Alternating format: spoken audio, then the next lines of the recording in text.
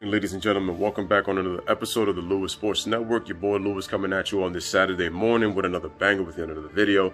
Make sure to smash that like button, hit that subscribe button, make sure your notifications are turned on, make sure you guys are sharing this on your social media platforms, and make sure when you turn on your notifications, make sure to put it on all. Truly appreciate it. Hope everybody is having a wonderful start to their weekend. The Lakers did beat the Miami Heat 124-114 last night. LeBron with a very awesome 33 points, 9 rebounds, 9 assists. And Anthony Davis with 32 points and 14 rebounds as they dominate the Heat, which is not indicative of the box score, but they did dominate pretty much for the most part. It did end at about 10. But anyway, going on to the video. So Scottie Pippen made some comments about the bubble, and here's what he had to say. Well, I'm going to be honest. It's not NBA basketball. It's not the hard grind. It's not the travel. It's not the fans. It's not the distractions. Really, to me, it's pickup basketball. It's going to the gym. Yeah, you already got your team. Y'all practicing together. Now, so when he made those comments, he kind of got a bit of an uproar for people pretty much all over. Here's what I think about Scottie Pippen's comments. I agree and disagree. Here's why.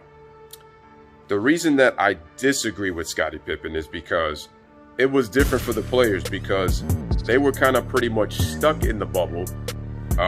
Yes, it was a choice that they had to make, but they also knew the repercussions of going to the bubble. That's because there was going to be a lot of things that were going to be limited. Also, another thing is a lot of the players are pretty much kind of around each other, so it's like there really wasn't any privacy in a I'm pretty sure that they had their, obviously they got their hotel rooms and all that kind of nature, but the thing is they were all together. Usually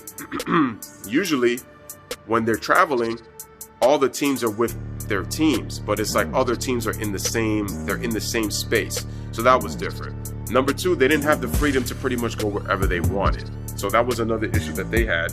They pretty much were stuck. Some guys were breaking protocols because, listen, face it, there's guys who want to smoke weed. They couldn't really do that. There was guys who wanted to pretty much be with, they wanted to party, couldn't do that.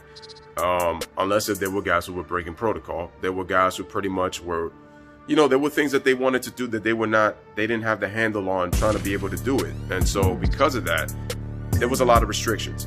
And so you were maintaining the bubble. Plus also activities that they were doing in the bubble, there were other teams with other players that were there. So it was kind of like they really didn't have that kind of privacy like with themselves. So that was another thing that they had to deal with. And it's like, you're pretty much stuck in Orlando where you really can't move anywhere. You really can't travel. Now take Lou Williams, for example. He wasn't comfortable going to the bubble, but that was his choice. And it was not mentally easy because, again, you don't really have the freedom and you're pretty much under a microscope. So yeah, it's a little bit different, but this situation is really a two-sided coin because this is what I agree with Scottie Pippen on. There's less distractions unless you yourself cause a distraction, but there's less distractions. There's less travel. There's really no fans, so you don't have to really deal with hostile environments. So that's another thing. Obviously you have more freedom. More freedom to pretty much do what you can like during the season because obviously you're able to travel and you can go where you want pretty much, depending on if you go up against team protocols and against team procedures, but you're still able to travel pretty much. You're able to go anywhere if you're in that town. That's pretty much my point. But COVID has restricted a lot of those things. So a lot of places are not accessible. They're not open. And even if they were open, you have to be required to wear a mask. So in that part, it's a little bit, it sucks, so there's that. But where I agree with him is that, again, there really isn't as much pressure. In some ways it is, and in some ways it's not. It's like I said before, it's a double-sided coin. It's a double-sided coin. So, but yeah, I'm not, because the thing is, you got to look at it this way, ladies and gentlemen. At the end of the day, it's all about matchups. I'm not saying that, fans can't play somewhat of a factor, but at the end of the day, it's about matchups and who has the better matchup. So I hate to say it, but that's the way it is. So with Scottie, it's like, I disagree. Here's what I do agree with him on. The thing is, when COVID happened, people were saying about the families and how they were, 3 months without families and all that kind of stuff. People were forgetting that during COVID-19, a lot of these players were pretty much with their families. So they got time to spend time with their families when they usually don't do it under the regular season standards. Because usually in the regular season, you're doing so much travel that you don't really have time to spend with your families. You barely get any off days. The only time you're really getting off days is really more so when you're injured.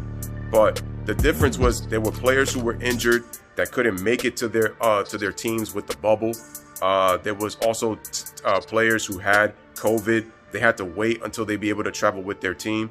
So, you know, there was a lot of that. So, you know, they had to deal with a lot of that stuff. The thing is, man, you know, for some teams, you know, some of the players were not able to come. I think of like a Nikola Jokic who was in Serbia, and he had his chance to come with the team delayed because, one, he had missed the flight to, you know, join the team, and then he also caught COVID. Russell Westbrook, you know, ended up catching, you know, COVID. And, you know, some of these players, you know, ended up doing that. You know, you have players who had, you know, distractions happening, you know, within their families and things like that. And, you know, and so they were not able to, you know, join their teams and able to practice. And I think with some teams, I felt like they needed a little bit more time because the regular season was so short and they're trying to get that, you know, the season in. But listen, at the end of the day, everybody was just, you know, pretty much in the same position. You know, everybody had 8 games to play to try to get their continuity and chemistry. Some teams were able to get going than others. So some teams were able to take advantage of, you know, the top teams not being in the best of shape. And then mindset wise, they didn't really want to be in the bubble, because you have to also remember at the end of the day, they did have a choice whether or not to play. They chose to play. Then they tried to call off the season, which was to me just stupid, because it was like you were already playing basketball games, so it just made no sense. So, you know, that's what it was. And, you know, it is what it is. So with Scottie Pippen, in one sense, I understand it, what you're trying to say in terms of like, there's less distractions. It's like you could just focus going to the gym. You just wake up and going to the gym. It's not like you're waking up, you're driving, going on team buses and all that. But at the same time, it was still different. So yeah, man, at the end of the day, the players had the opportunity to sit out. They had the opportunity to make change and really send a message to the entire world. The problem is they chose to play for the money.